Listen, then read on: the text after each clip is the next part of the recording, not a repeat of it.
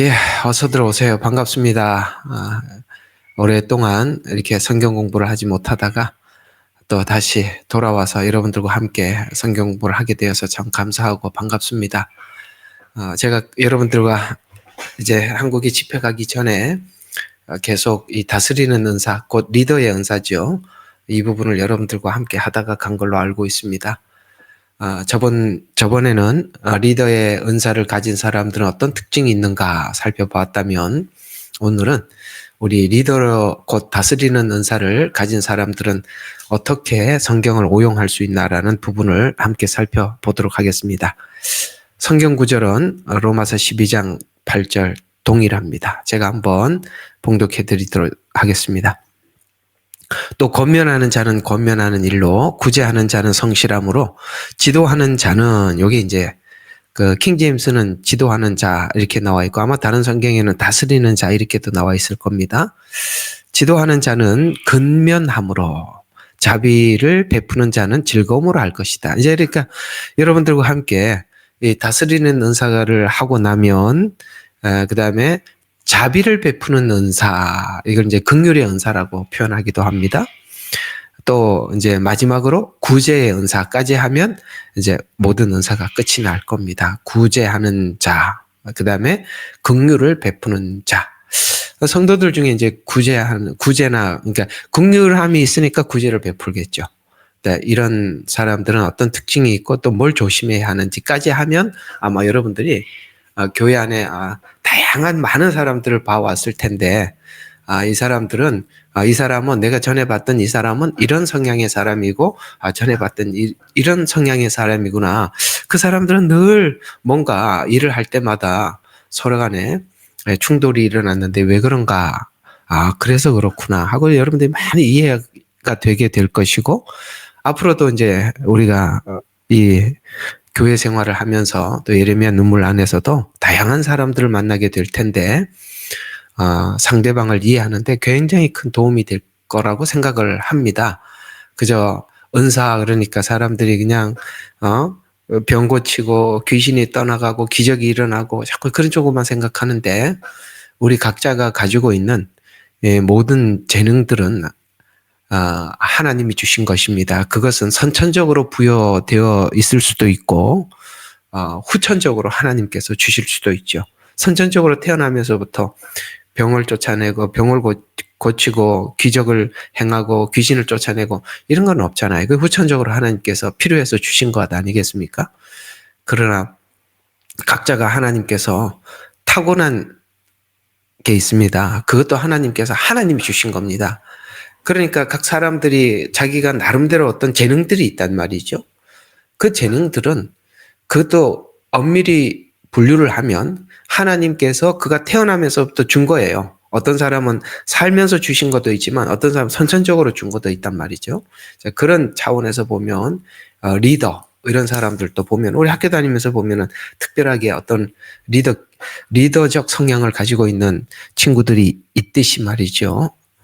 그런 자들이 또 교회 안에서 리더가 되는데, 문제는 오늘 다스리는 은사를 가진 사람들 어떻게 이 은사를 오용할 수 있는가라는 주제를 가지고 여러분들과 함께 나눌 텐데, 우리가 이제 교회 안에서도 이렇게 보면 그가 선천적으로 어떤 경영적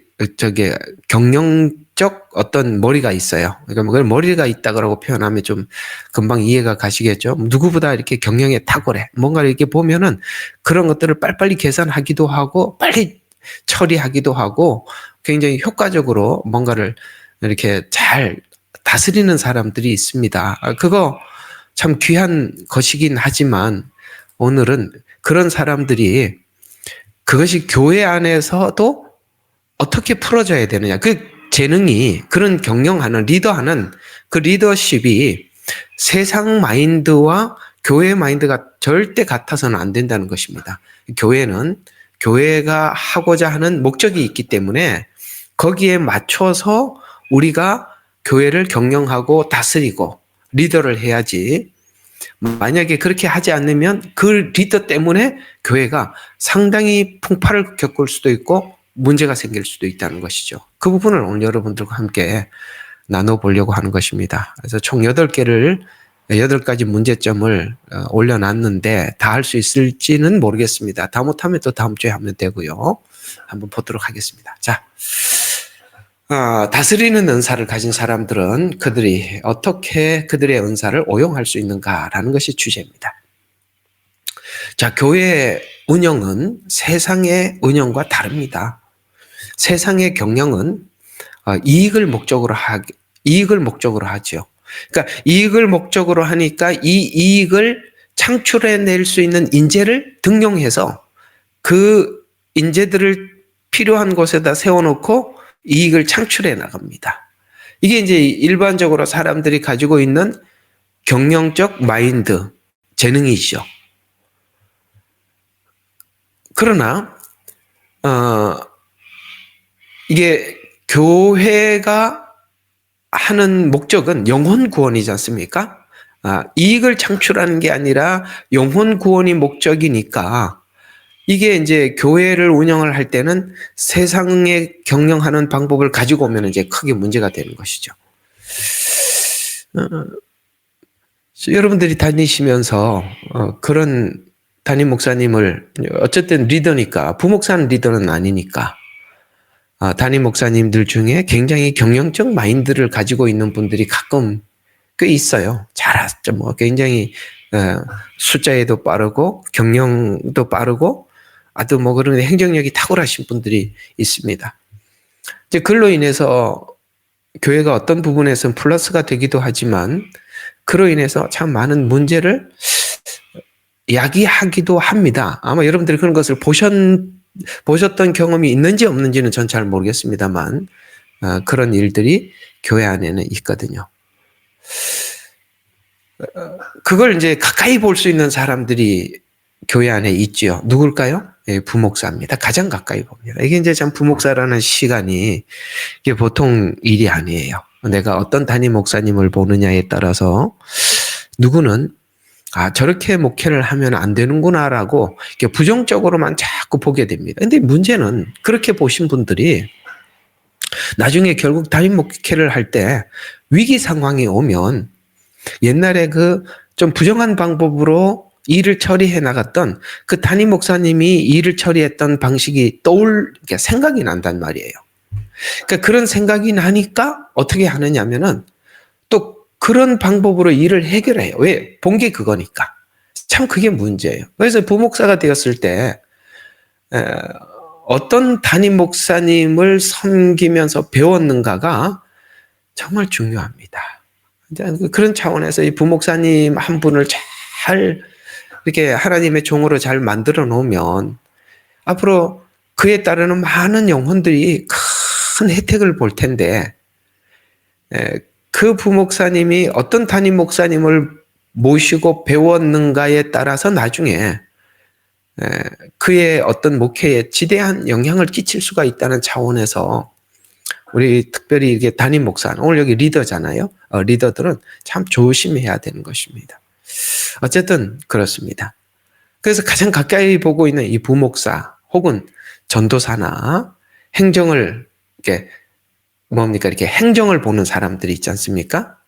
행정을 보는 사람들은 또 각 교회 안에는 구역의 리더들이 있어요. 그러니까 가장 리더는 담임 목사지만은 이제 구역장이 이렇게 세워지죠. 우리는 지역장이 세워지지 않습니까? 그런 것처럼 구역의 리더들을 어떻게 협력해 나가는가는 이게 영혼 구원이라는 마인드를 가지고 행정을 꾸미는가 아니면 교회 성장을 위해서 꾸미는가 우리가 이제 다들 생각할 수밖에 없죠. 부목사도 우리 교회 행정은 교회 성장을 위한 행정인가? 영혼 구원을 위한 행정인가? 그걸 왜 생각하지 않겠습니까? 다 생각하게 되죠. 교회 구역장들도 동일합니다. 우리 교회 행정은 영혼 구원을 위한 행정인가? 아니면 성장을 위한 행정인가? 그런 고민들 해보신 적이 있다면 오늘 강의가 여러분들의 큰 도움이 되리라 생각이 됩니다. 그래서 오늘은 교회 리더가 주의해야 될 것들이 무엇인지 살펴보면 첫 번째, 이 문제 한번 보겠습니다. 자, 이 리더는 이렇게 생각해서는 안 된다는 게 사람을 볼 때마다 사람들을 한 인격, 그러니까 사람들을 인격을 가진 인간으로서 대하기보다는 인간 자원으로 보지 말라는 것입니다. 참 무섭죠. 그러니까 자원으로 본다. 인격으로 본다. 그 어떤 차이가 있다고 생각하십니까? 인격으로 아마 그를 상대를 본다면, 그러니까 앞으로 교회에 이제 어떤 일을 맡길 그 대상을 인격으로 본다면, 그는 분명히 영혼을 위해서 사람을 대할 것이고, 저 사람은 이런 실력이 있구나. 이 실력을 가진 사람은 지금 저 자리에 필요한데? 라고, 성장을 위해서는 자원으로 보게 될 겁니다. 인격으로 보느냐, 자원으로 보느냐는 그가 어떤 마인드를 가지고 있느냐에 따라서 다르겠죠. 특별히 보다 보면 이런 분들이 담임 목회를 하는 경우가 있어요. 굉장히 기획적인 분들이 계세요. 아주 기획에 탁월하신 분들이 계셔요. 예를 들어서 그런 교회의 특징은 이런 게 있어요. 그러니까 굉장히 기획적인 담임 목사님은 이런 특징이 있는데 몇 가지가 있습니다. 예를 들어서 매달 어떤 교회 목적을 세워놓고, 그 다음에 매년 목적을 세우고, 그 다음에 3년마다 우리 교회는 3년이 지나면 이렇게 돼야 된다라는 또 이렇게 어떤 목적을 세워놓고, 그 다음에 5년이 지난 계획은 이렇습니다. 그 다음에 10년 후에는 이렇습니다. 뭐 예를 들어서 경제개발, 옛날에 우리 국가에서 했었던 것처럼 경제개발 5개년 계획, 이렇게처럼 뭔가 이렇게 리더가 이렇게 세우는 목적을 세우는 것이죠. 어떤 교회가 보면 항상 그런 게 있어요. 이번 달에는 무슨 달, 뭘 위한 달, 다음 달에는 뭐, 그다음에 올해는 목적이 뭐, 3년 뒤에는 이런 거, 10년 후에는 이러고, 우리 교회 최종 목적은 여기 이래갖고 오직 그 목적을 세워놓고 목적을 향해서 쫙 밀어붙입니다. 모든 교인들이 거기 뭐 하느라고 뭐 정신이 하나도 없죠. 근데 문제는 그게 이제 문제가 될 수 있다는 것도 오늘 아셔야 됩니다. 그렇게 하다 보면 사람들을 인격적으로 하나님 앞에 성숙해 하는 작업을 하기보다는 사람들을 자꾸 이렇게 자원으로 볼 확률이 높기 때문에 그런 문제가 생긴다는 것이죠. 그래서 다스리는 자들은 과제를 완수하기 위해서 사람들과 재료가 필요하다는 것을 저번 주에 했죠. 느헤미야를 중심으로 해서 지금 다스리는 은사를 하고 있습니다. 그는 이 큰 성을 재건하기 위해서 어떻게 해야 효과적으로 이 일을 완수할 수 있는지 누구보다 탁월한 지혜를 가지고 있었어요. 그래서 아주 적재적소에 공격을 방어하기도 하고 각 사람들의 재능을 충분히 10분 발휘할 수 있도록 그렇게 적재적소에 사람을 배치시키는 그런 탁월한 능력을 가지고 있었습니다. 그래서 이 다스리는 자들은 어떤 목표를 완수하기 위해서 사람들과 재료가 필요하다는 것을 잘 알고 있습니다. 우리 저번에 배웠던 얘기 떠올리면 기억이 나실 것입니다. 그들은 일하는 사람들의 개인적인 필요사항을 무시하기 쉬워요. 그러니까 개인적인 필요사항을 무시하기 쉽고 그들을 다만 목적을 위해서 자기가 목적을 달성하기 위한 자원들로만 사람들을 볼 수가 있다는 것입니다. 특별히 세상 경영을 하는 사람들은 그 사람의 인격이야 뭐 하자가 있든 없든 뭐 그런 건 일단 무시하고 그 회사에 이익을 남길 수 있는 실력만 가지면 어떻게든지 어떻게 합니까?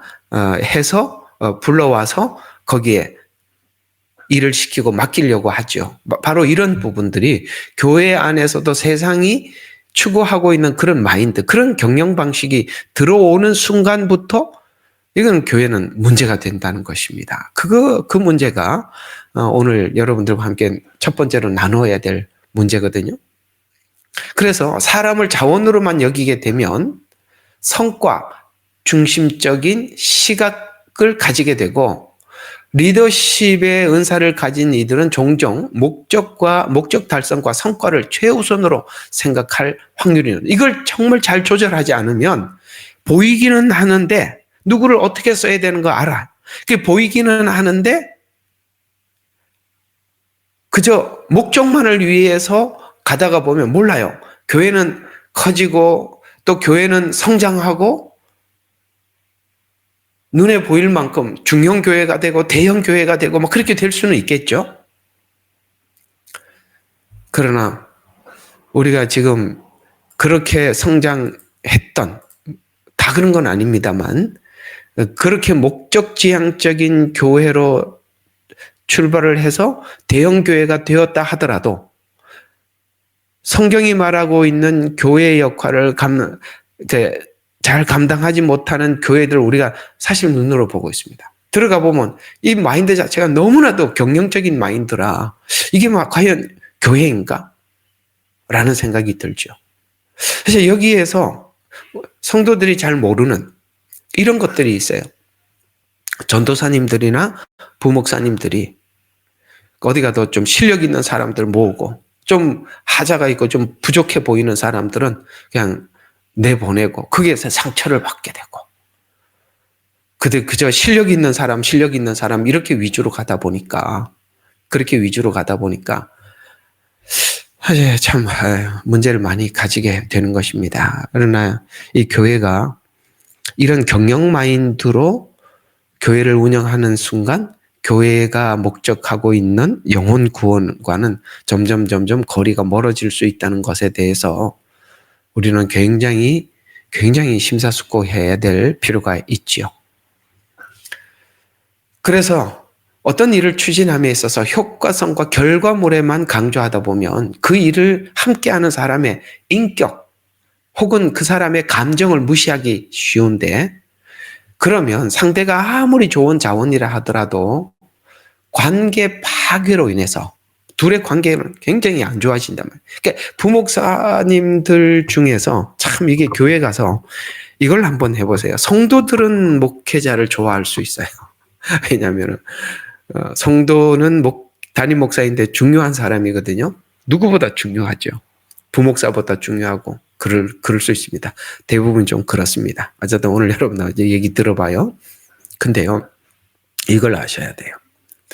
그 교회 부목사와 전도사가 그 담임 목사님을 존경하는가 물어보십시오. 물어볼 필요가 있어요. 그 부목사님이 존경하는 담임 목사님은 성도들이 담임 목사를 좋아하는 것은 그저 설교 몇 번 자기가 은혜를 받고 감동을 받으면 좋아해요. 그러나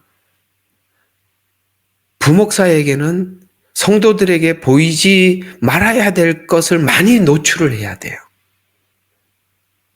조금 어두운 일도 처리를 해야 하고, 그 다음에 성도들에게는 자기 감정을 감추지만은 부목사들에게는 뭐 우리 좀 표현하자면 월급을 주잖아요. 그러니까 마음대로 할 수 있다고 생각하는 것입니다. 그분들에게 저분 우리 담임 목사님은 인격적으로는, 왜냐하면 그 인격을 가까이서 보게 되거든요. 인격적으로나 복음을 전하는 메시지나 삶에서 차이가 없더라 라고 그 부목사님이나 전도사님이 같은 목회자로서 담임 목사님을 존경한다면 정말 그 교회 담임 목사님은 인품이 된 걸 겁니다. 이해가 가시죠? 그러니까 성도들이 좋아하는 것과 담임 목사나 전도사들이 좋아하는 건 달라요. 서로 보여줘야 될 것이 다르기 때문에 그렇습니다. 성도들에게는 절대 그런 거 안 보이죠. 그러나 가까이 일을 시키는 사람들은 그렇지 않습니다. 그래서 이 관계가 파괴가 돼요. 그래서 상대의 재능을 발휘하지 못하게 이렇게 막게 되죠. 리더는 조직적이고 체계적인 사고방식을 가지고 있기 때문에 굉장히 체계적이에요. 리더가 그렇습니다. 오늘 여기 느헤미야를 보십시오. 아주 조직적이고 체계적인 사고방식을 가지고 있잖아요. 어떤 일을 할 때 단계별로 분류하고 역할을 사람들에게 분배하는 데는 능숙하지만 조직의 기능성을 위한 효과에 집중하다 보면, 그러니까 기능과 효과에만 집중하다 보면 그 사람의 한 사람이 가지고 있는 다양성에 대해서 놓치게 되는 것입니다. 다양성. 그 다양성이라는 것, 그 사람에 있는, 예를 들어서 보여지는 실력보다는 감정, 이런 부분들을 놓치게 된단 말이죠. 그러면 상대의 재능과 기능에 도움을 받을 수는 있어도 사람과 사람 사이에 일어나는 인격적 관계에서는 멀어지게 됩니다. 이것이 바로 신앙인과 교회 사역의 목적을 잃어버리게 됩니다. 그래서 오늘 이 이야기를 정리해 보면 이런 이야기입니다. 효과를 위해서 개인적인 관계에서 일부 문제가 생김으로써 상대가 나는 단지 수단으로 쓰이고 있다는 느낌을 받게 됩니다. 나는 저분의 교회 성장을 위해서 성도들을 붙잡아 놓는데 내가 그저 수단으로 쓰인다라는 느낌으로 인해서 소속감이 해치게 되고, 그러니까 부목사들이 소속감을 갖지 못하는 거예요. 전도사들이 이 교회에 소속감을 못 느끼는 거예요. 나는 그냥 당신을 위해서 일하는 하나의 일꾼에 불과하다. 그러니 무슨 은혜가, 거기서 그들도 한 영혼으로서 양육을 받아야 되는데 양육을 받는 게 아니라 그냥 저 사람인데 이용을 당하고 있다. 이런 생각을 하니까 무슨 소속감을 느끼겠어요. 그래서 소속감을 해치게 되고 결국 협력과 효율과 인간관계에서 실패할 수가 있습니다. 겉으로는 성장할 수 있어도 속은 교회로서의 기능이 이렇게 망가져 가고 있다는 것입니다. 그래서 일에 집중을 하다 보면 그 일 자체에 집중을 하다 보면 관계 파괴로 인해서 언젠가는 사람들과 끊임없이 충돌을 가지게 돼요. 그러면 영적으로도 그 다음에 정신적으로도 완전 소진된단 말이에요. 번아웃을 초래할 수 있습니다. 그래서 교회 공동체든 일반 조직이든 사람은 관계적 존재라는 것을 알아야 하는 것입니다. 더욱더 교회는 관계적이어야 하는 것입니다. 내가 지금 당장 보이는 효과가 없더라도, 열매가 잘 보이지 않더라도, 그 부목사라 할지라도, 전도사라 할지라도 하나님께서 내게 맡겨준 영혼으로 사람들을 대할 수 있어야 된다는 것이죠. 그러니까 이런 문제에 대해서 정말 리더는 조심하셔야 된다는 것입니다. 리더가 사람을 기계적으로 대하면 협력자들은 감정적, 영적 지원 없이 계속 업무 부담만 느끼게 돼요. 그래서 자기 교회에서 맡았던 일들에 대해서 일에 대한 책임감만 있고 자기 영혼은 관리받지 못한다, 이런 생각을 하게 되죠. 자신도 담임 목사에게 영적으로 도움을 받아야 할 대상인데 성도로 관리해야 할 관리자로 이해하게 되면 리더는 결국은 이런 사람들과 관계가 서원해져 가게 된다는 것입니다. 여러분 다 이해가 가시죠? 그래서 사람을 자원으로만 여기면 리더는 지시와 명령 중심으로 의사소통하게 됩니다. 그래서 지시하고 명령을 수반하는, 이행하는 그런 관계밖에 되지 않는다는 것입니다. 결국 리더는 다양한 관점, 창의적인 아이디어 혹은 문제, 상황에 대해서 솔직한 피드백을 얻기가 어려워진다는 거예요. 그러니까 무슨 일을 하고 나면 명령하고 수행하는 관계다 보니까, 보세요. 일이 끝나고 나면 피드백을 서로 이제 나누어야 되지 않습니까? 이번에는 좀 어땠습니까? 이 어떤 부분에 효과가 있었습니까? 어떤 부분에는 더 보완해야 됩니까? 이렇게 물어보면 겁이 나서 말을 못하죠. 보고만 하는 관계인데 무슨 이야기를, 좋은 창의적인 아이디어를 제공해 줄 수가 있겠습니까? 그 사람 앞에 서기만 하면 항상 마음이 이렇게 무거운데요. 그러면 리더는 솔직한 피드백을 얻기 어려워져요. 이렇게 하면 리더의 성장과 본인이 성장하지 않아요. 그 다음에 팀의 발전을 하지를 못하는 거예요. 왜냐하면 자기 문제를 보지 못하니까. 그래서 우리는 리더가 되고 난 뒤에는 사람들을 이해하는 이 관점이 세상과 달라야 하는 것입니다. 사람들마다 하나님께서 개성 있게 독특하게 창조하셨다는 것, 그리고 그 사람들의 개인의 개성과 인격과 영성을 함께 도움을 주고 또 받고, 이런 관계. 그래서 이 부목사로 살다가 떠나가도 영원히 잊지 못할 모델로 남아 있다면 정말 그는 목회를 잘하는 리더일 것입니다. 그래서 이런 것을 염두하고 성경은 우리에게 이렇게 권면해주고 있었어요. 이 권면이 이런 문제가 있을 수 있겠구나. 제가 지금까지 설명했던 이 문제를 앞에다 두고 이 베드로전서 5장 2절과 3절을 읽어보면 이게 바로 이걸 염두하고 우리에게 부탁한 귀한 메시지였구나라는 것을 알 수가 있어요. 그게 뭐냐면 너희 중에 있는 하나님의 양무리를 치되, 그럼 거기 부목사도 전도사도 다 양무리에 들어가는 거거든요. 너희 중에 있는 하나님의 양무리를 치되 억지로 하지 말고 기꺼이 하며, 그 다음에 맡은 자들에게 주장하는 자세로 하지 말고, 아까 명령하고 복종하는 관계 이렇게 하지 말고 양무리에 본이 되는 리더가 되라라고 권면을 하는 것입니다. 그래서 정말 축복받은 부목사는 누구냐? 축복받은 전도사는 누구냐? 본이 되는 목자를 한번 눈으로 보는 겁니다. 그는 평생 목회를 하면서 그 목자를 잊지 못합니다. 우리 선배 목사님들은 그런 목사님들이 너무 많았어요. 그래서 우리 한국교회가 초기에는 그렇게 깨끗할 수밖에 없었던 것입니다. 정말 순수하고 정직한 마음으로 주님을 따랐던 우리 초대교회 목사님들 참 귀한 분들 많거든요. 정말 본이 되었습니다. 물론 우리의 본은 예수님입니다. 요한복음 10장에서 선한 목자는 양들을 돌보고 양들도 목자를 신뢰한다라고 요한복음 10장에서 말씀하고 있습니다. 이는 사람을 단지 일꾼으로 예수님이 보지 않고 그 마음을 보살피라는 말씀이죠.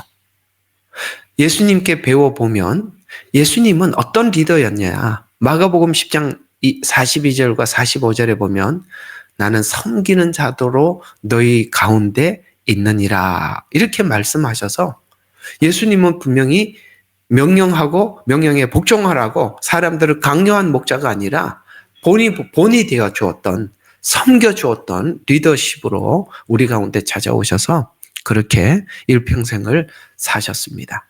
예수님은 세상의 통치자들이 백성들을 위해 군림하는 태도를 취한다. 그러나 나는 섬기는 자로 왔다라고 이야기를 하면서 훗날 제자들이 복음을 전하고 이 사역을 할 때 섬기는 자로 살아라 라고 이미 그런 모습을 보여줬던 것입니다.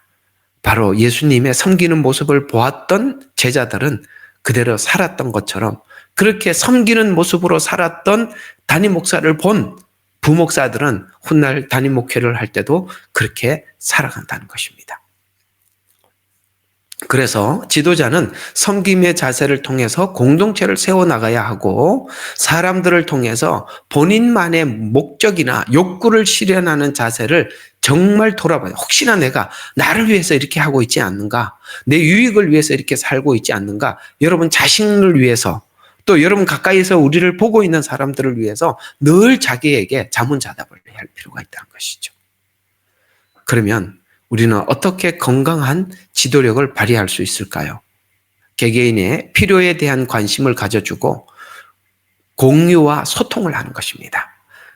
그러니까 타인을 위한 리더가 되라는 거예요. 나를 위한 리더가 돼. 내 목적을 위한 리더가 되지 말고 타인을 위한 리더가 돼요. 그래서 관심을 가져주고 공유하고 소통하고, 그래서 어떤 리더가 있는데 담임 목사님이 있는데 담임 목사님인데 무슨 말도 할 수가 없어요.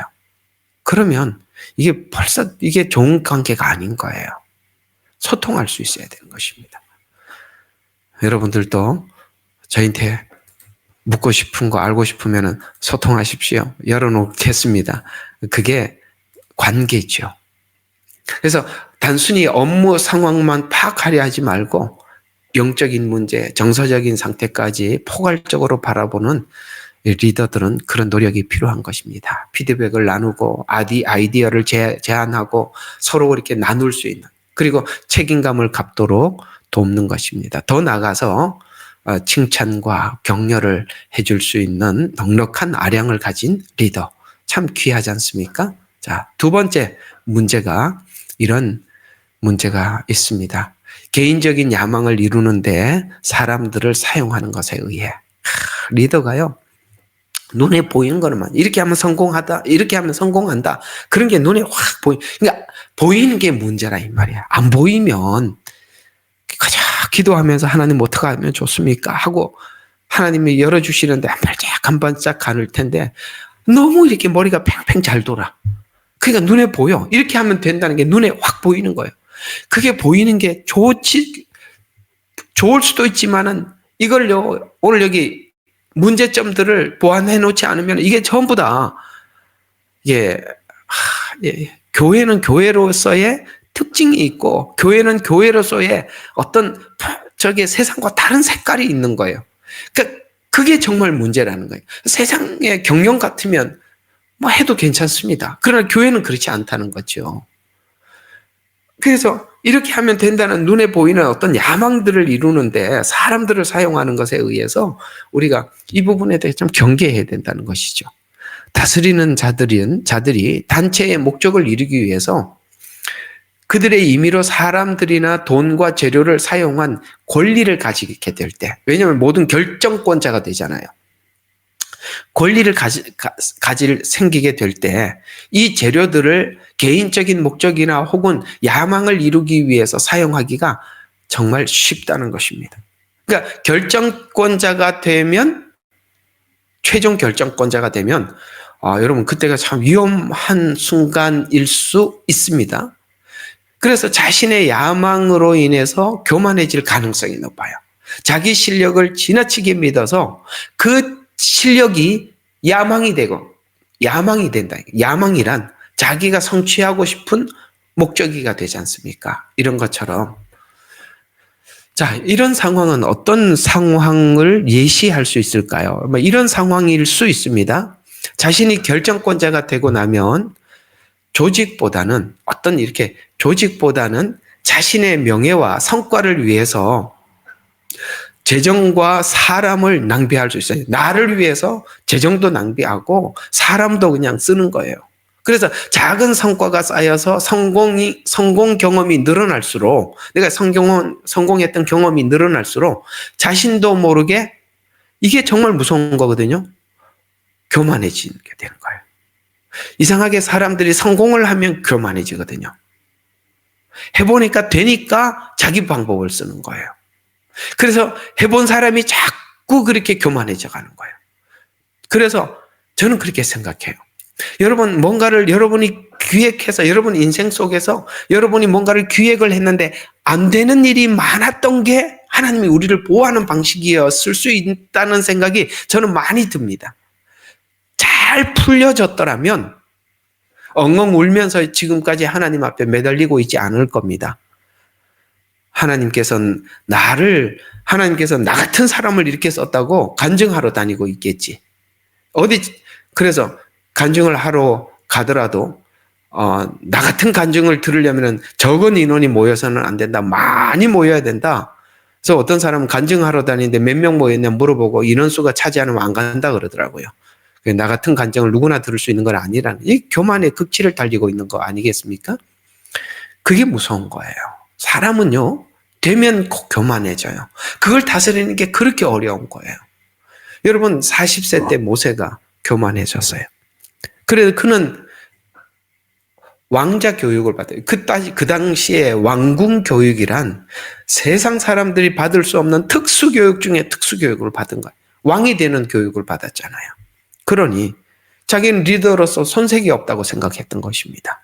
40세 때 그는 자기 실력으로 애굽에 있는 자기 백성들을 구출하기 위해서 시도를 했었어요. 근데 어떻게 됐었습니까? 하나님께서 다시 광야로 40년을 보내서 그저 그 광야에서 모진 고생을 하고 돌아오게 만들죠. 여러분, 그 당시에 자기 백성이 고통을 받는 걸 보고 사람을 때려 죽인 것은 그 교만해서 그런 겁니다. 자기 실력으로 할 수 있다는 거예요. 자기 지위, 자기 실력, 사람을 때려 죽일 수 있는 그런 무술, 그런 걸 익혔다는 것이죠. 그래서 우리가 자기 경험이 늘어날수록 우리는 나도 모르게 자신감이 되고, 자신감이 교만으로 바뀔 수 있다는 거 우리 다 아시죠? 참 무서운 이야기죠. 그래서 야망이나 개인적인 욕심이 끼어들게 되면 조직과 공동체 전체를 해칠 수가 있습니다. 스스로 이렇게 확인을 늘 해봐야 하는 것입니다. 최악의 상황을 상상해야 하는 것입니다. 최악의 상황은 뭐죠? 내가 하나님 앞에 교만해서 사람들 앞에 그 교만이 사람들에게 누가 봐도 보이고 가족이 봐도 보이고 내가 봐도 교만하다는 것에 대해서 이런 최악의 상황이 올 수 있다는 것을 늘 뭔가가 성공을 하고 나면 돌아봐야 되는 거예요. 내가 혹시나 처음의 마음과 지금 마음이 뭐가 달라졌는가? 내가 지금 뭐가 어떤 부분들이 잘못돼 돌아가는지를 계속 물어봐야 되는 것입니다. 자기를 계속 점검하지 않으면은 여러분 저녁이 되면 해가 어두워지는데요. 계속 어두워지는 해를 가만히 쳐다보고 있는 사람은요. 어두워지는 걸 몰라요. 그렇습니다. 우리가 교만해져 가고 우리가 버려져 가는 것을요. 우리 잘 몰라요. 남들이 알아요. 안에서 환하게 안에 있다가 밖에 나가보면 이렇게 캄캄해졌네? 하고 금방 알 수 있듯이 우리는 그 자리를 떠나야 되는 거예요. 야 성공했구나 하고 박수치는 자리를 떠나서 봐야만이 내가 지금 어떻게 변해가고 있는지를 볼 수 있는 거예요. 근데 그 자리에서 내가 성공했구나, 잘했구나, 그 다음은 뭐 할까, 이렇게 계속 가다 보면 몰라요. 내가 변질되어 가는 모습을 체크를 할 수가 없다는 거예요. 저는 그래서 이런 생각이 들어요. 여러분 성도들도 이런 친구들이 있으면 참 좋다고 생각합니다. 특별히 목회자는 더더욱 있어야 되고요. 멘토가 있어야 하는 것입니다. 여러분 어떤 인생을 살아가다가 정말 어렵고 힘든 일이 있을 때 여러분의 그 힘듦을 풀어놓을 수 있는 언제나 내가 실패하고 돌아와도 안아주면서 맞이해주면서 그것을 진지하게 듣고 정말 정확한 문제점도 지적해주고 더 나아가서 해결책도 제시해 줄 수 있는 또 필요에 따라서 책망도 해줄 수 있는 멘토가 없다면 그게 비극이에요. 그게 비극이에요. 정말 그게 너무 필요한 거예요. 그래서 여러분 인생을 살아가면서 여러분에게 꼭 그런 멘토가 있기를 부탁을 드립니다. 제일 좋은 멘토는 담임 목사님일 겁니다. 사모님이거나 항상 그런 분들을 옆에다 두고 좋은 이야기도 함께 나누고 어려운 이야기도 함께 나누어서 때로는 책망도 들어야 될 상황이 되면 제가 이렇게 잘못했습니다. 그래도 책망도 해줄 수 있는 이런 관계가 되었을 때 여러분의 인생은 여러분 스스로가 점검할 수 있는 뭡니까? 그 어떤 점검할 수 있는 우리 자신을 돌아볼 수 있는 그 뭔가를 거울을 앞에다 둔 것과 똑같은 것입니다. 우리는 돌아보고 자문자답해야 하고 그 자문자답도 안 될 때는 멘토에게 함께 상담도 할 수 있어야 되고 그래서 우리가 이 교만이 참 무서운 게 뭐냐면은 내가 결정권자가 될 때 내 마음속에 교만이나 개인적인 욕심이 섞여 있는지 정말 어떻게 분별할 수 있을까? 그걸 참 분별하기가 쉽질 않아요. 나중에 사람이 많이 변질되고 있으면 이게 하나님 뜻인지 자기 뜻인지 그것도 분별하지 못할 만큼 많이 변질될 수가 있습니다. 근데 우리는 모든 상황 앞에서 하나님 앞에 이런 질문을 해야 됩니다. 하나님께서 과연 우리가 어떻게 리더십을 발휘하기를 원하실까? 어떻게 하면 하나님 편에서 이렇게 리더십을 발휘할 수 있는 것인가? 과연 이것이 하나님이 기뻐하시는 것일까? 라고 늘 하나님께 물어봐야 돼요. 내가 정말 하나님이 기뻐하는 일을 하고 있는지, 정말 영혼을 위해서 하고 있는 건지 항상 자기에게 물어봐야 되는 것입니다. 그래서 아시겠습니까? 남들이 되니까 자문자답을 해야 돼요. 이게 과연 종으로서 하는 것인지, 내가 주인 돼서 하는 것인지 물어봐야 될 필요가 있다는 것입니다. 그래서 이 종의 의식을 평생 가지고 사는 목회자와 리더와 종의 의식을 가지지 못하고 시작하는 거 정말 다른 것입니다. 그래서 하나님께서는 모세에게 40세 때는 그냥 아무 반응도 하지 않고 그냥 광야에 내쫓아버렸어요. 그래서 40년 동안 광야에서 배운 게 뭔지 아십니까? 떨기나무에 불이 붙었을 때 하나님께서 그 앞에 나가니까 모세에게 명했던 것이 있습니다. 그게 뭐죠? 신을 벗어라. 내가 선 곳은 거룩한 곳이다. 신을 벗으라는 말이 무슨 뜻입니까? 거룩한 곳에 가면 신을 벗는다는 얘기가 아니라 종은 신을 신지 않았어요. 그때 너는 종이다. 분명히 하나님께서 찍어둔 겁니다. 40세 때는 자기가 종이라고 생각하지 않았어요. 리더라고 생각했다고요. 80세 때는 종이라고 생각했던 거예요. 이 교육을 받지 않고 리더가 되면 큰일 나는 겁니다. 꼭 기억하세요. 여러분, 지역장님이 지역장을 세워주었지요? 여러분, 그건 여러분 리더가 아니에요.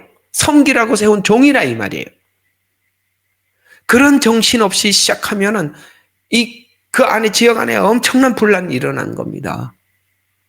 예수님 분명히 말씀하셨어요. 다시 한번 마가복음 10장 42절부터 45절까지 예수께서 불러다가 너희 중에 그렇지 않을지니 너희 중에 누구든지 크고자 하는 자는 너희를 섬기는 자가 되고 누구든지 으뜸이 되고자 하는 자는 모든 사람의 종이 되어야 하리라. 종, 인자, 곧 예수님이 온 것도 섬김을 받으러 온 것이 아니라 섬기려 하고 자기 목숨을 많은 사람들, 대속물, 그들의 영혼을 그들을 구원하기 위해서 오셨다라고 말씀하고 있습니다. 오늘 여기 예수님이 하셨던 이 말씀의 핵심 요점이 뭡니까?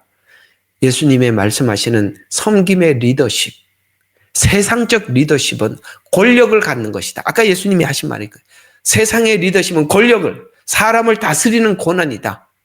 권한, 능력이라는 것이죠. 그러나 하나님의 리더십은 섬김이라고 정의하셨다는 거예요. 아까 세상이 경영하는 경영과 교회가 추구하는 것과는 그래서 다르다는 거예요. 세상은 권력을 주면 권한으로 보는 겁니다. 결정권자 이렇게 생각을 하는 거예요. 우리는 법관들의 그 교만을 보게 되죠. 왜 그렇게 하느냐? 자기가 최종 결정자라고 해서 하나님처럼 자기가 하나님이라고 착각하는 거예요. 내가 이렇게 결정을 하면 그 결정은 옳다라고 생각을 하는 것입니다. 우리가 그런 사람이 될 수 있다는 것이죠. 그러나 기독교는 그렇지 않습니다. 낮아지는 것, 그게 낮아져서 섬기는 것, 그게 하나님 앞에 큰 자예요.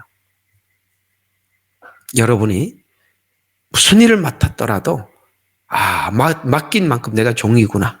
내가 섬기라고 했구나. 누가 뭐라 그러면은 누가 여러분들에게 어디 되도록 지역장한테 이런 소리 하지 마세요. 그랬습니까? 그럴만하니까 그랬겠네요. 예, 알겠습니다. 똑바로 해. 그러면 예, 알겠습니다. 주의하겠습니다. 여러분, 일부러 교회를 파괴시키기, 지역을 파괴시키러 온 사람에게 그렇게 하라는 얘기는 아니에요. 이해가 가세요? 믿음이 연약하고 아직도 돌봄이 필요한 사람이 그렇게 말하걸랑 여러분들이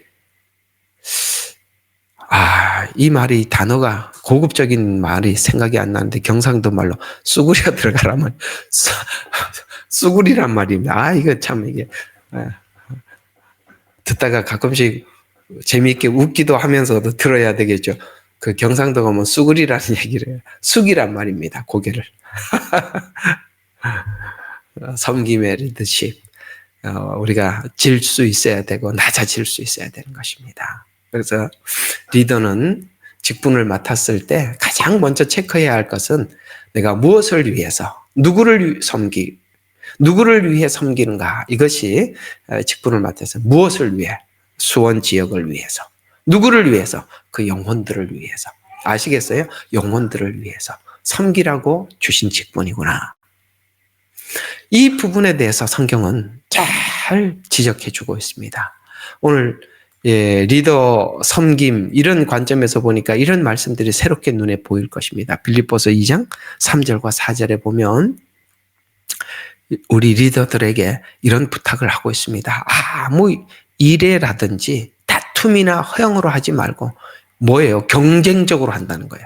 다툼이나 허영은, 다툼은 뭡니까? 경쟁적으로. 허영은 뭡니까? 자기 욕심 채우려고. 사람들이요, 무슨 일을 할 때 다툼으로 할 수도 있어요. 네가 이기나 내가 이기나 해보자. 무슨 지파, 이게 뭐 신천지가 그러죠. 무슨 지파 나눠가지고 경쟁을 붙이고 나쁜 놈들이죠. 그게 이런 경영을 아니까 이만희가 그 짓 하는 거예요. 그렇게 하면 사람들이 움직이거든요. 다툼. 허영은 뭡니까? 거기에 대해서 자기의 어떤 뭡니까? 자기의 명예 이런 걸 위해서 하지 말고 오직 겸손한 마음으로 각각 자기보다 남을 낮게 여기고 각기 자기 일을 돌아볼 뿐만 아니라 자기를 돌아보라는 거예요. 그래서 어떤 교회에 여러분 지역 안에 어떤 사람들의 문제가 생기면 자기를 돌아봐요. 야, 나도 저런 게 있구나. 자기를 돌아볼 뿐더러 또한 각각 다른 사람들의 일을 돌아보아 나의 기쁨을 충만케 하라. 이게 하나님이 보실 때 하나님께 기쁨이라는 거예요. 빌립보 교회에 주어진 권리에 대해서 권면하기를 리더에게만이 아닌 모든 성도들에게 주어졌지만 특별히 리더라면 먼저 모범을 보여라 라고 말씀하면서 내 목표만을 고집하기보다는 다른 사람들의 필요와 사정을 함께 살피는 태도를 가져라 라고 말씀합니다. 그러니까 내 목적이 우선이냐 아니면 사람들을 돌보는 게 우선이냐라고 두 개가 딱 붙었을 때 뭐가 우선이다? 사람을 돌보는 게 우선이다. 리더에게 부탁하는 말이다. 이런 얘기가 되는 것이죠.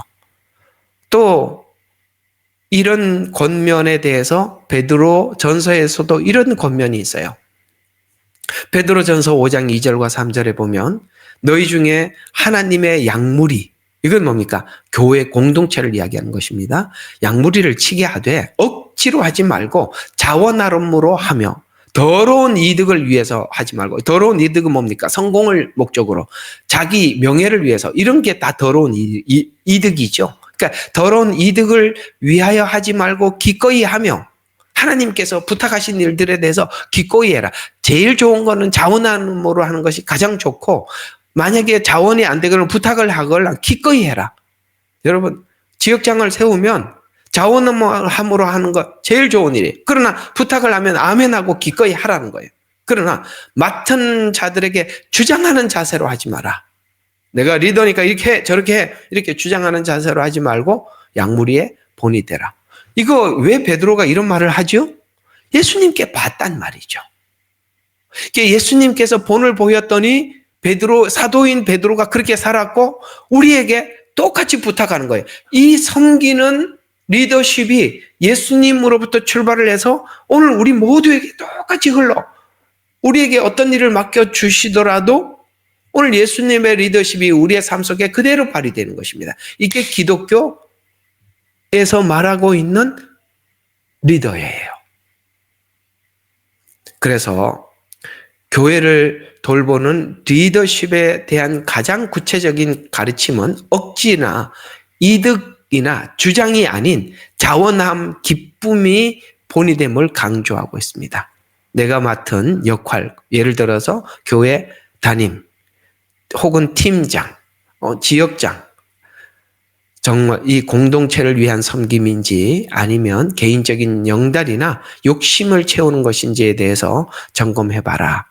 자, 또 훈련되지 않는 새신자에게는 아무 일도 맡기지 말라라고 성경은 그 부분에 대해서 분명히 못을 받고 있어요. 훈련되지 않는 새신자에게 맡기지 마라. 디모데전서 3장 6절에 보면 새로 입교한 자도 말지니 교만해져서 마귀를 정죄하는 것과 같은 심판에 빠질까 함이요. 그러니까 우리가 처음에 은혜를 받아서 아직도 이렇게 길들여지지 않는, 처음에 은혜를 받으면 이상하게 세상에 있는 모든 사람들이 다 틀리게 보여요. 잘못하는 것 같이 보여요. 신학교를 가보면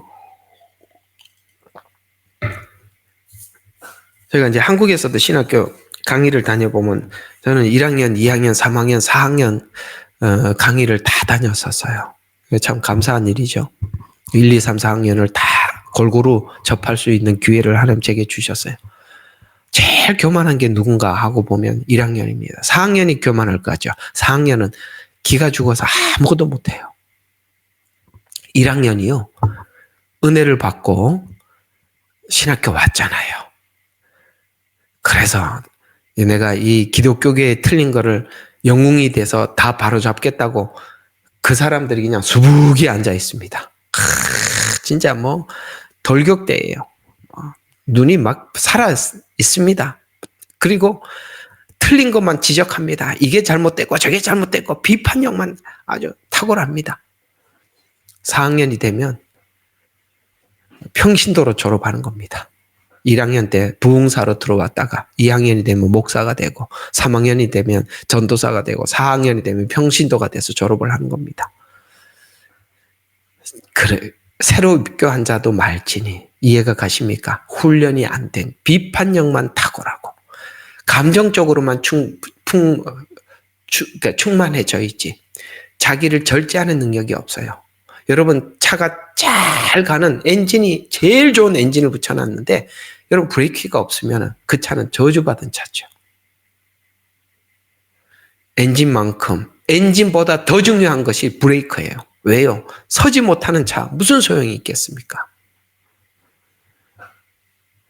그래서 우리가 새로 입교했을 때 그 감정 충만이 내가 만들어진 상태가 아니라는 것을 아셔야 되는 것입니다.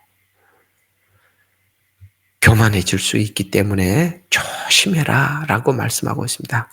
예, 교만이 얼마나. 그래서 이 예시들을 한 가지 몇 가지 보면 이런 형태의 사람, 준비되지 않고 길들여지지 않고 하나님 앞에 준비 안 된 리더의 그 무능함을 우리가 사울 왕을 통해서 볼 수가 있습니다. 사무엘상 15장에 보면 사울이 처음에는 겸손해서 그때 겸손했을 때는 왜 겸손했냐? 스스로 자기를 작게 여겼을 때입니다. 그래요. 그저 스스로 자기를 작게 여겨서 사람들이 그냥 외모로 보니까 리더감이야.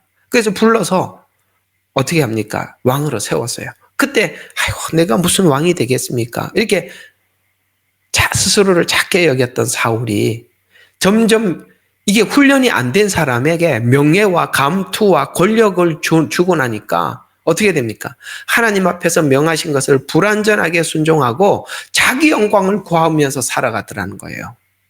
리더가 되기 전에 겸손했어도 여러분 권력이 사람을 이렇게 바꿔놓는다는 걸 잊어서는 안 됩니다. 시간이 지남에 따라서 성공과 그것이 권위가 쌓이면 하나님보다 자신을 드러내려는 유혹이 커질 수 있음을 성경은 사울을 통해서 잘 우리에게 경고해 주고 있어요. 그래서 우리가 생각해 봐야 될 것 중에 하나는 리더의 자리에 서게 되었을 때 가장 먼저 생기는 유혹이 무엇이냐? 바로 여러분 이상해요. 사람들에게 감투를 딱 씌워주잖아요. 교만해져. 자기 과시를 하려고. 그리고 자기를 합리화. 이게 이런 모든 집합체들이 사울에게 나타났던 증상들이었어요. 그게 무서운 겁니다. 오늘 좀 잘 들어두셨으면 정말 좋을 겁니다. 그래서 우리는 이렇게 생각해야 돼요. 내가 이루고 싶은 것과 하나님이 이루고 싶은 것.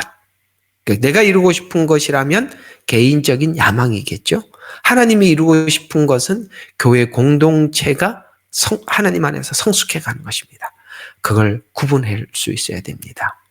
그러면 이걸 우리가 구분하기 위해서 리더는 늘 내가 지금 무엇을 아까 했죠. 무엇을 위해서 하는 건가? 누구를 위해서 하는가? 이걸 점검해 보라 그랬잖아요. 그런 것처럼 우리 리더들은 항상 그걸 생각을 해봐야 돼요.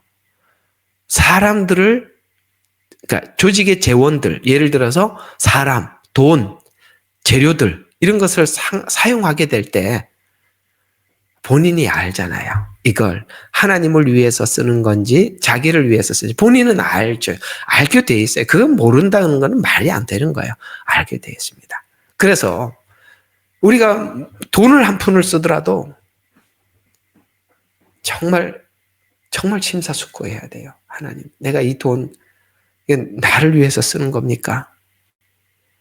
이게 교회 카드, 어디 가서 이렇게 카드를 꺼내서, 저도 이렇게 교회 카드가 있고, 제 카드가, 저희 가정에서 쓰는 두 개 카드가 있어요. 또, 이제 한국에 가면 경비로 쓰라고 여러분들이 조금씩 보내주는 후원금들도 있어요. 그거는 가만히 놔뒀다가, 이제 한국 가서 저희들이 이동할 때나, 이제 하여튼 경비로 그걸 가지고, 이게 3개 카드를 놓고 이렇게 항상 생각해 보는 거예요. 야, 이거는 교회 일이니까 요 교회 카드로 쓰고, 그 다음에 이거는 내 일이니까 내 카드로 쓰고, 어느 때 이게 나를 위해서 내 카드를 써야 되는데 교회 카드를 깜짝 놀랄 때가 있어요. 나도 모르게, 야, 이거 내가 나를 먼저 생각하는구나. 우리 집안을 먼저 생각하는구나. 그럴 때 보면은 깜짝 놀랄 때가 있어요. 이 카드를 잘못 썼구나. 이거 어떻게 하면 되냐. 그러면 다시 이제 주일날 되면은 거기 카드 쓴 거 가지고 다시 헌금을 하죠. 그러니까 사람이라는 게 그래요. 우리 여러분, 이런 얘기 하니까 우리 모두 다 알고 있는 이야기로 좀 한번 얘기해 봅시다. 여러분, 그 이재명이 법카 사건 아시죠? 그게 그 얘기입니다. 그게 그 얘기예요. 사람이 권력이 주어지면 누가 자기 위에 사람이 없잖아요. 그게 그 이재명이가 가지고 있었던 법카 사건이 이재명의 만의 사건입니까? 우리 모두가 그 사건을 앞에다 두고 좀 많은 생각을 하게 하지 않습니까? 얘야, 너 앞에 어떤 물건을 사야 할 일이 있는데 그때 어떤 돈을 꺼내서 쓸 거냐? 자기가 자기 통장에 있는 돈을 쓸 때는 어디 가서든지 한 푼이라도 싼 거 찾아갖고 찾아 쓰더니 공동의 물건이라고, 교회 카드라고, 교회 돈이라고 비싸든지 말든지 아무거나 덥석덥석 치고. 어떤 목사님이 그런 이야기를 합니다. 담임 목사와 부목사의 차이가 뭔지 아냐? 그래서 뭡니까? 하고 물어봤더니 담임 목사는 뭘 하나 사더라도 심사숙고해 어디 가서 더 싸나 찾다가 나중에 사는데 부목사인데 시키면 그 앞에 가장 가까운 가게, 비싼 가게 가서 사온다. 그게 담임 목사와 부목사가 돈을 쓰는 차이다. 듣고 보니까 물론 부목사님이 다 그런 건 아닙니다만 그만큼 애정이 있느냐, 그 돈을 성도들이 얼마나 애써서 번 헌금이라는 것을 인식하느냐, 이런 얘기겠죠. 여러분 이해가 가시죠? 오늘 이렇게 작은 이야기지만 우리가 우리 스스로를 돌아보고 생각해 볼 수 있는 그런 이야기들이라고 생각합니다. 실상 우리가 매일매일 일생을 살아가면서 이런 작은 점검들을 계속 하는 것이 우리 자신을 관리하는 방법이고, 그렇게 살아야만이 우리 자신을 하나님 앞에서 늘 우리를 관리할 수 있어요. 이 작은 일들 앞에서 우리 자신을 체크해 보지 않으면 우리가 관찰해야 될 많은 부분들을 놓칠 수 있다는 거. 그저 오늘 이런 이야기들을 우리 모두 다 한번 생각해 보도록 해요. 참 필요한 거 아니겠어요? 그래서 우리가 돈을 쓸 때 보면 내 마음속에 동기가 드러나는 거예요. 그래서 우리가 우리 자신을 지켜나가려면 자신을 지킬 수 있는 객관적인 통로를 열어두어야 돼요.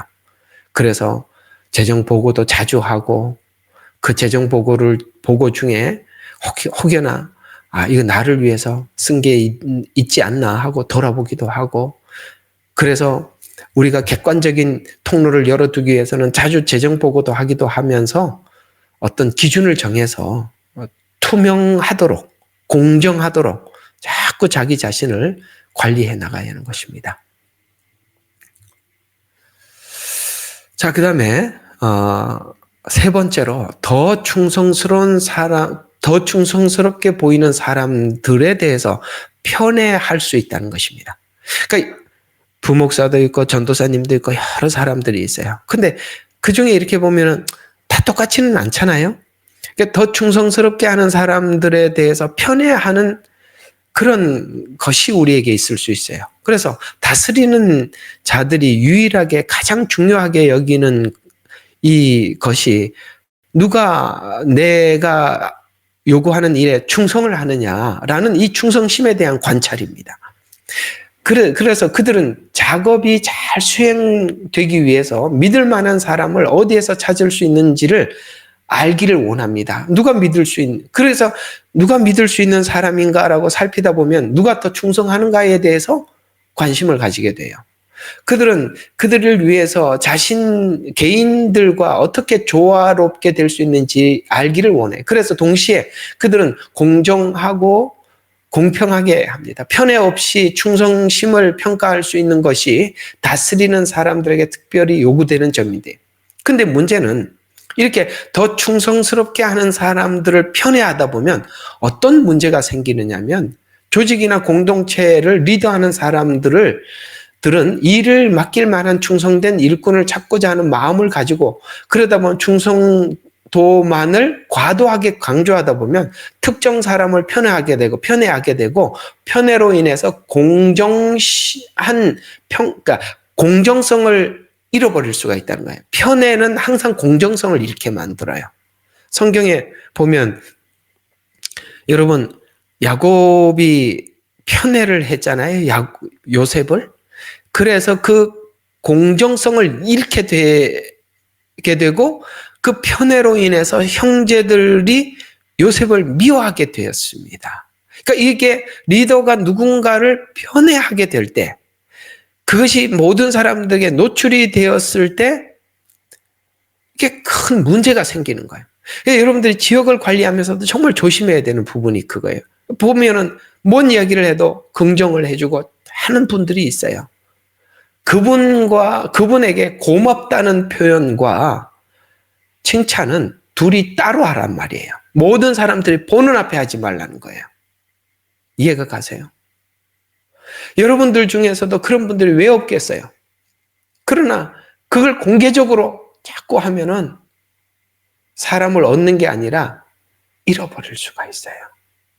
그래서 칭찬도 개인적으로 하는 게 좋아요. 오늘 이 이야기도 좀 귀담아 들어주시면 좋을 겁니다. 예, 누구는 그 칭찬으로 해서 더 무거워지고 위선하게 만들고, 그렇게 사람을 자꾸 이렇게 잘못 만들어 갈 수가 있고, 또 다른 사람에게는 그 편애로 인해서 소외감을 느끼게 만드는 것입니다. 참 이게요, 교회라는 것이 많은 사람들이 모여 있는 곳이고 사람들이 모여 있는 곳이다 보니까 이런 문제가 안 생길 수가 없는데, 리더는 이런 것까지 생각할 수 있어야 되는 것입니다. 이런 것까지. 그래서 리더가 쉽지 않는 거예요. 그냥 맡겨주면은 권력을 가지고 막 휘두르는 게 아니라 교회는 영혼들을 관리해야 돼. 그래서 이미 잘 따라오는 사람은 그냥 내버려둬도 돼. 칭찬 안 해줘도 따라와. 그거 굳이 그렇게 칭찬해 줄 필요 없어요. 그래도 믿고 잘 따라오니까. 전 여러분들 잘 따라오는 분들이 있어요. 내가 굳이 칭찬을 안 하는 이유가 그냥 둬도 돼요. 문제는 저 떨어진 사람이 문제잖아요. 예수님은 내 옆에 있는 99마리는 놔두고 잃어버린 그 어린 양 하나를 찾으러 갔다는 사실을 잊지 말아야 돼요. 그 99마리는 놔둬도 돼. 그냥 놔둬도 잘 가. 괜찮아요. 그러나 우리에게 문제는 그 길을 잃어버린 한 마리 어린 양이 있잖아요. 그를 찾기 위해서, 그게 바로 하나님 앞에 건강한 공동체예요. 연약하고 부족해 보이는 그 어린 양들을 품어내는 사람들이 성숙한 사람이거든요. 그래서 리더가 되면 누가 진짜 충성된 사람인가, 어떤 기준으로 사람을 세울 것인가, 편애를 어떻게 방지할 것인가, 이런 문제들이 정말 리더가 가져야 될 많은 질문이고 또 정리해야 될 일들입니다. 그래서 나는 과연 충성에 대해서 어떻게 정의하는가, 나에게 충성도가 높은 사람만 편애하고 있지는 않은가? 계속 자기에게 물어봐야 된다는 것이죠. 성경은 리더가 충성을 강조하면서도 편애를 경계하라고 말씀하고 있습니다. 왜? 공정함을 지켜야 하기 때문에 그렇습니다. 참 리더가 되는 게 그렇게 참 힘든 거예요. 예, 그저 그냥 저는 그렇게 생각해요. 제일 편한 게 누군지 아십니까? 교회에서? 예, 그저 교회 차나 운전하고요. 부엌에서 설거지하는 게 제일 편한 거예요. 그게 얼마나 편해요. 그저 그거 하고 그냥 오른손이 하는 일을 왼손이 모르게 하고 그냥 그렇게 하면 하나님만 아시고 그냥 허드렛 일 하고 남들이 안 알아주는 거 그게 제일 좋은 자리더라고요. 해보니까. 얼마나 좋은지. 부엌에서 일하는 사람 제일 좋은 거예요. 수고한 게 아니라 제일 좋은 일을 한 거예요. 디모데후서 2장 2절에 내가 많은 증인들 앞에서 내게 들은 바 충성된 사람들에게 부탁해라. 여러분 말없이 자기를 낮추고 섬기는 사람, 그 사람들이 충성된 일꾼들이거든요. 그 사람들에게 일을 부탁하라는 거예요. 그들이 또 다른 사람들을 가르칠 수 있으리라. 충성이라는 게 드러난 게 아니라 섬기는 충성. 그렇게 보이지 않게 희생하고 헌신하는 자들에게 맡겨줘라. 부탁을 해라. 그러면 그 사람이 또 다른 사람을 가르친다. 뭘 가르친다는 거야? 리더십을 가르치는데 어떤 리더십? 섬기는 리더십이 교회 안에는 흘러가야 된단 말이에요. 섬기는 리더십이 흘러가야 된다는 것이에요. 충성은 섬기고 자기 얼굴을 보이지 않는 것. 그래서 하나님 교회는 얼굴이 가려져 있어야 돼. 얼굴이 안 보여야 돼. 예? 이렇게. 누군지 몰라야 된다. 이 말이에요. 손과 발만 보여야 돼. 손은 봉사예요. 발도 헌신이에요. 헌신은 하는데 누가 하는지 몰라야 돼요. 이게 진짜 교회라 이 말이에요. 뭘 헌신을 하고 충성을 하는 사람이 저요, 내가 했습니다. 그래서 교회는 누군가가 뭔가를 했을 때 공개를 하지 않는 게 그게 좋습니다. 예. 그래서 아무개가 이렇게 했습니다. 누가 이렇게 했습니다. 그런 이야기들은 하나님만 알게 하자고요. 그래야 하나님 나라 상급이 되잖아요. 하나님 나라에서 상급을 받으러 갔는데 사람들인데 박수를 받고 나면 뭐가 남아있겠습니까? 우리가 성경적인 교회로 갑시다. 야고보서 2장 1절과 9절에 보면 내 형제들아 영광의 주 곧 우리 주 예수 그리스도를 믿는 믿음을 너희가 가졌으니 사람들을 차별하여 대하지 마라. 만일 너희가 사람을 차별하여 대하면 죄를 짓는 것이니. 아까 말씀드렸죠. 누군가를 이렇게 편애하게 되면 공정성을 잃게 되는데 이것은 죄라고 말을 하고 있는 것입니다. 잘하는 사람에 대해서 충성하는 사람, 말없이 이렇게 하는 사람들에 대해서 왜 마음이 안 가겠어요? 리더는 그것도 다스려야 되는 거예요. 힘들죠? 예. 리더가 그렇습니다. 자, 그래서 리더가 충성심을 중시합니다. 그래서 그걸 중시한다고 하더라도 그것이 개인 취향이나 감정적인 편애로 흐르지 않도록 주의해야 하는 것입니다. 디모데전서 5장 21절에도 이런 권면을 하고 있습니다. 내가 하나님과 예수 그리스도 예수와 택하심을 받은 천사들 앞에서 엄히 명하노니 너는 편견 없이 이것들을 지켜라. 아무 일도 불공평하게 하지 마라. 이 공평을 그렇게 강조하고 있어요. 엄히 명한다. 편견 없이 해라. 불공평하게 하지 마라. 바울이 디모데에게 리더로서 사역을 감당할 때 편견 없이 해라. 불공평하게 하지 말라고 강조합니다. 교회나 단체에서 사역을 배분하거나 인재를 등용하거나 세우거나 훈계하거나 책망할 때 모든 일에 있어서 공정성이 필요함을 말씀해 주고 있는 것입니다.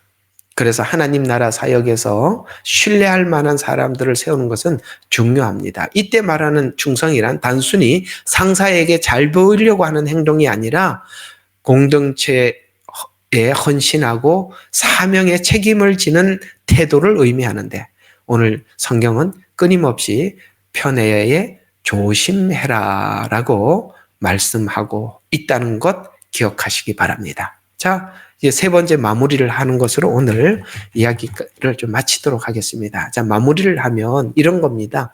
리더는 맡은 업무나 사명을 완수하기 위해서 함께 일할 충성된 동력자를 찾게 되어 있어요. 그것은 참 중요합니다. 그러나 충성심을 우선시한다고 해서 편애와 차별이 생겨서는 안 된다. 참 우리에게는 어려운 이야기예요. 내가 보니까 가까운 사람, 정말 잘하는 사람들 마음이 가는 건 정상인데 그 마음이 가는 것을 그를 위해서 주의해라. 왜? 칭찬을 들으면 교만해지고 또 우리가 이렇게 해서 사람을 많이 놓치는 경우가 많아요. 사람들이 너무 이렇게 많이 칭찬을 해놨더니 자기가 신앙적으로 이렇게 뭔가 침체기가 왔을 때 사람들에게 이걸 보여줄 수가 없어. 왜? 사람들인데 받은 칭찬이 있잖아요? 그러니까 그걸 보여줄 수가 없어. 보여줄 수가 없어서 그 교회를 떠나버리는 거예요. 아니, 아기를 칭찬을 해놨더니 겨우 걷는 아기를 칭찬을 해놨더니 뛰는 줄 알아요, 사람들이. 근데 넘어져 버리고 나면 그 창피해서 어떻게 거기에 사람들에게 보여주겠어요? 그래서 도망가는 거예요. 한 가지 좀 더 정리를 하면은 여러분, 오늘 이게 다스리는 은사다 보니까 리더에 관한 이야기가 되고 리더에 대한 이야기를 하다 보니까 우리 교회 담임 목사님에 대한 이야기를 많이 하게 되는데 이 담임 목사님들이 요즘 이렇게 보면 우리가 깜짝 놀랄 일들을 많이 경험하잖아요. 저 사람이 어떻게 세상 사람들보다 못한 돈을 떼먹고 가는 사람이 있지 않나. 혹은 교회 성도들과 불륜이 일어나지는 않나. 하여튼 별 사람들 우리 다 보거든요. 왜 그렇다고 생각하세요? 그게 뭐냐면 복합적으로 있는 겁니다. 자기 신앙이 고갈이 됐어요. 고갈이 된 지 오래됐습니다. 사람들은 그 리더에게 계속 기대하고 있어요. 자기는 다 고갈된 지 오래됐습니다. 마음에 방황을 한 지 아주 오래됐습니다. 그 오래된 방황이 그런 형태로 기형적으로 나타나는 겁니다. 그런 걸 보고 뭐라고 단어를 표현하던데 잘 모르겠는데 그런 어떤 게 억눌림이 그렇게 표현하면 좋겠 그런 억눌림이 상상하지 못하는 형태로 나타나는 거예요. 우리는 그걸 보고 놀라죠. 저만큼 올라가 있는 사람인 줄 알았는데 저렇게 저질이라니. 원래 저질이었습니다. 그걸 사람들에게 감추고 보여준 거죠. 쉽게 말해서 바리새인들이 자기를 감추고 또 감추었죠. 우리는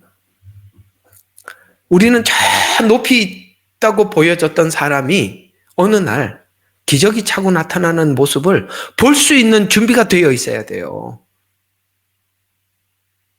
그리고 내 기적이 찬 모습을 사람들에게 보여주지 못하는 공동체라면 늘 불안한 겁니다. 그 공동체에 속해 있다는 그 자체가 불안한 거예요. 왜? 나는 아직 어느 때는 우리 아시잖아요. 여러분 각자가 다 그렇잖아요. 내 이 모습을 보면 사람들이 얼마나 실망할까라는 게 각자에게 다 있잖아요.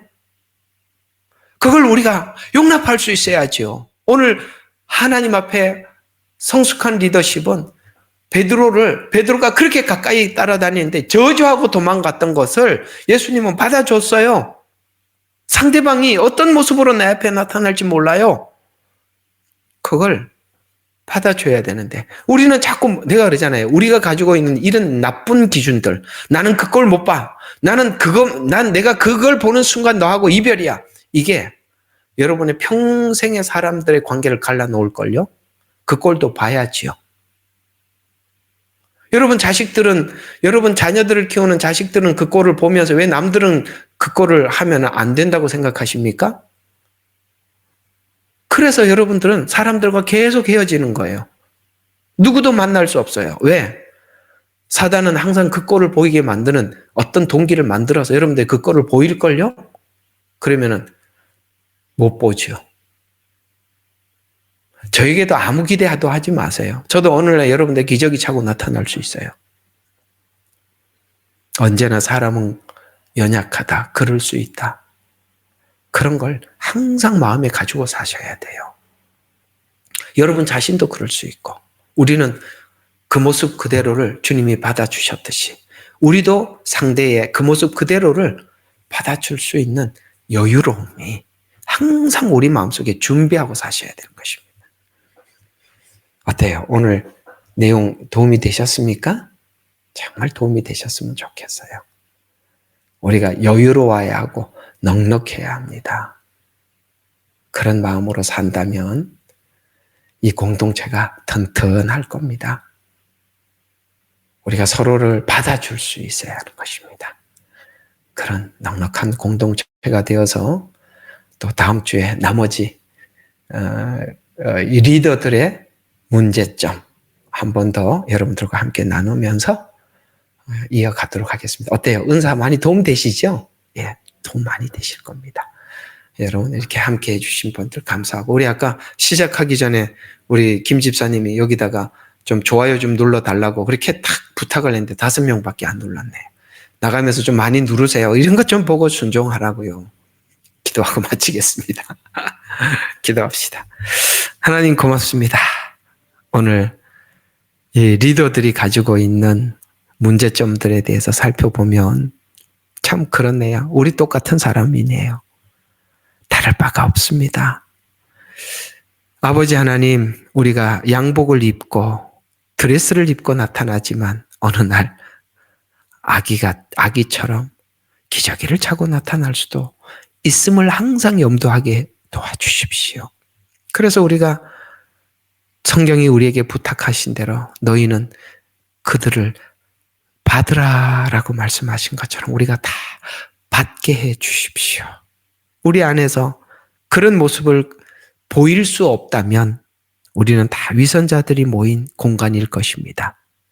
하나님, 우리의 어떤 모습도 있는 모습 그대로 보여서 하나님 함께 기도하며 손잡고 격려하면서 자라갈 수 있는 우리 예레미야의 눈물이 되게 해 주시옵소서. 감사하고 예수님 이름으로 기도합니다.